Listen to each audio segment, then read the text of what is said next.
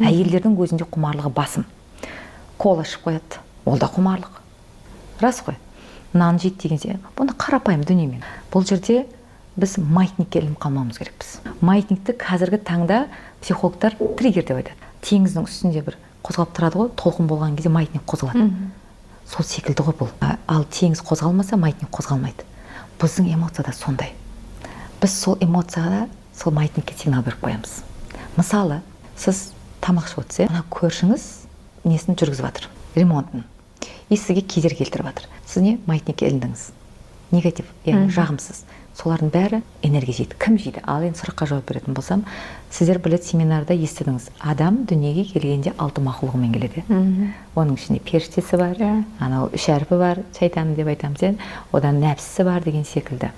Ал олар не үшін келді? Мына өмірде, мына адасып кетпеу үшін, нәпсімен күресу үшін, нәпсі күрескен кезде бізде рух шығады.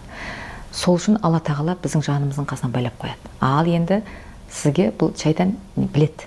Қай жерден әлсіреген кезде энергия алу керек екен. Олар энергияны жинайды, өзінің бағытына жұмсайды. Олардың да тапсырмасы бар.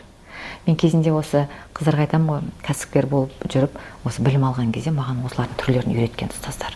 Сосын ойлайтынмын, мен не үшін бұларды үйреніп жатырмын? Маған не қажеті бар? Маған ақшаның көтеретін жолды үйретудің орнына бірінші осыдан бастау керек екен. Өйткені эмоцияның жүрген жерінде солар бар екен. Сізді азғыратын, құмарлыққа алып келетін де, алып кететін де, айналып келгенде осы эмоцияның түбінде солар отыр екен. Сол үшін осы рухани азықтарды қосымша алып отыруымыз қажетпіз. Қанша дегенмен де оборотыңыз үлкен болғанның өзінде де біз осы білімдерді алып отыруымыз қажетпіз.